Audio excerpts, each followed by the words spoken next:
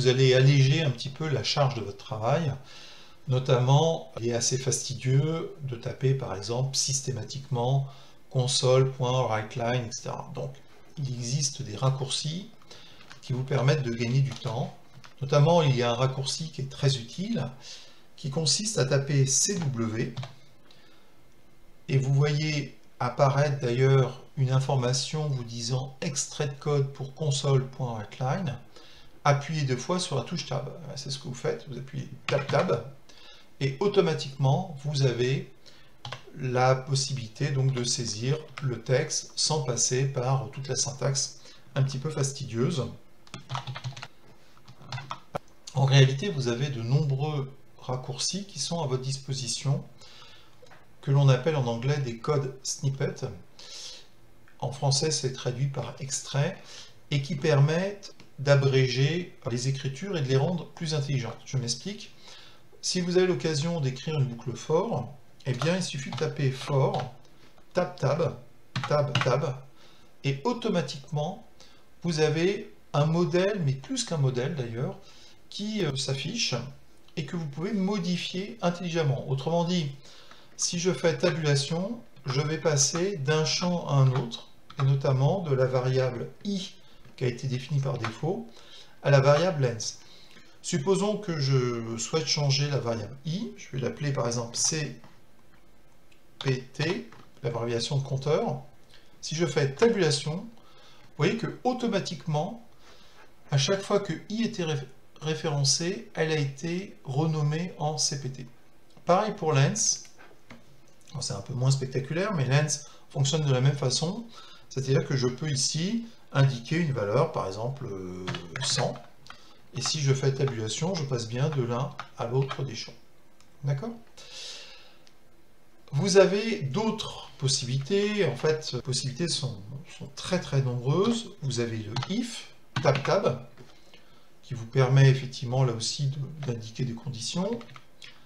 Vous avez, qu'est-ce que vous avez, le switch, donc tab, et vous avez la possibilité bien sûr de rajouter tout ce qui vous intéresse.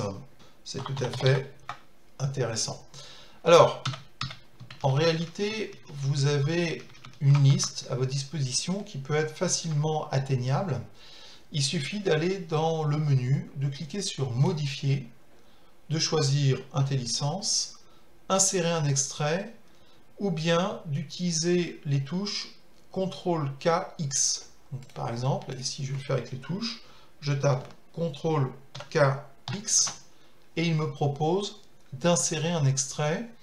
Donc je vais choisir Visual C#, et là vous voyez que j'ai tout un tas de possibilités. On retrouve bien sûr CW. Vous avez tout un tas de possibilités qui vous permettent de gagner, for each par exemple, beaucoup de temps dans l'écriture et surtout d'éviter des erreurs de grammaire ou de syntaxe. Donc par exemple, si je prends le for each, voilà, j'ai fait simplement tabulation. Alors, vous avez la possibilité de changer par exemple le type des variables. Vous verrez dans une vidéo un peu plus tard à quoi correspond le type de données var. Ici, je pourrais utiliser int par exemple. Je pourrais aussi bien sûr changer le nom de ma variable item, etc., etc. Dernièrement, dans une des vidéos, j'ai expliqué la différence entre les modificateurs d'accès public et private.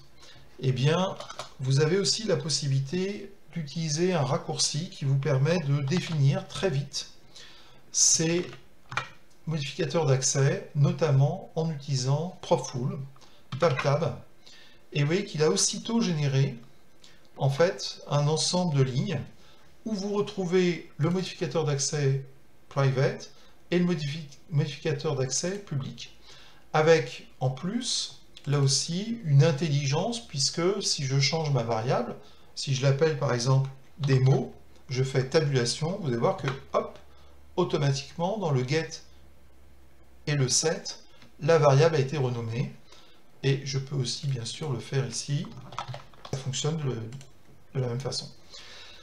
Donc ces snippets ou ces extraits permettent d'avoir des raccourcis plus simples, plus rapides, et surtout avec moins d'erreurs de syntaxe.